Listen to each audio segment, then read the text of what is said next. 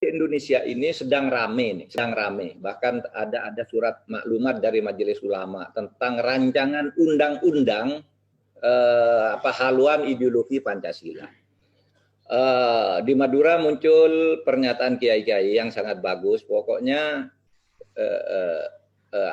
menolaklah bangkitnya kembali komunisme. Majelis Ulama juga mengeluarkan maklumat seperti itu ke 2 hari yang lalu. Orang-orang Madura juga sensitif. Nah, saya katakan orang Madura itu sejak dulu anti komunis. Oleh sebab itu, rancangan undang-undang haluan ideologi negara itu harus kita kawal. Jangan sampai memberi peluang kepada komunisme. Saya sebagai orang yang duduk di pemerintah sudah mengatakan bahwa komunisme tidak boleh hidup di Indonesia.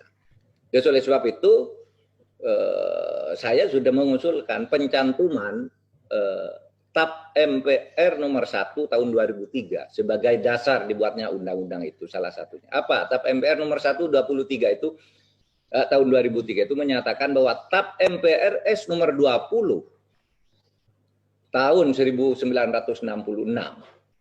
yang melarang komunisme, Leninisme dan Marxisme itu dilarang.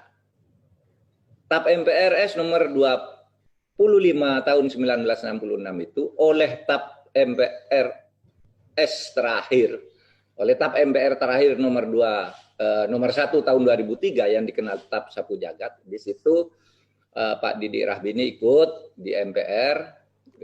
Kita membuat TAP MPR itu pada waktu itu bahwa komunisme tetap dilarang. Oleh sebab itu kita usahakan agar itu nanti masuk di dalam undang-undang. Yang kedua, Pancasila itu adalah Pancasila yang ada di dalam pembukaan Undang-Undang Dasar 1945. Yaitu Pancasila yang berdasar ketuhanan yang Maha Esa, kemanusiaan yang adil dan beradab, bla bla bla, sampai keadilan sosial bagi seluruh rakyat Indonesia. Nah, oleh sebab itu kita juga tidak setuju adanya pemerasan Pancasila ke dalam Trisila atau Ekasila. Jadi, saudara, ini posisi. Jadi, kalau ada ribut-ribut memancing seakan-akan pemerintah itu membuka pintu bagi bangkitnya kembali komunisme, saya ada di dalam pemerintah. Saya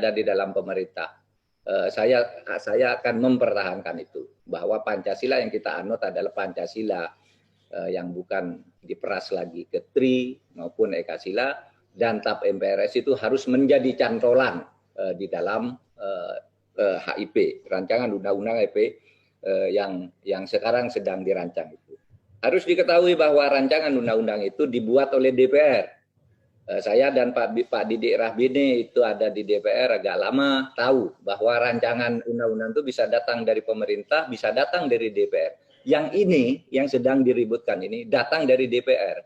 Dan kita akan menilainya, kita akan mengoreksinya sampai akhirnya Pancasila yang dikatakan dibuatnya undang-undang itu untuk memperkuat ideologi dasar sebagai Pancasila sebagai dasar ideologi negara, kita arahkan ke situ bahwa Indonesia betul-betul negara Pancasila dengan segala kesepakatan politik yang sudah dicapai sejak tahun 66 sampai tahun 2003. Nah, saya kira itu Bapak-bapak sekalian dari saya.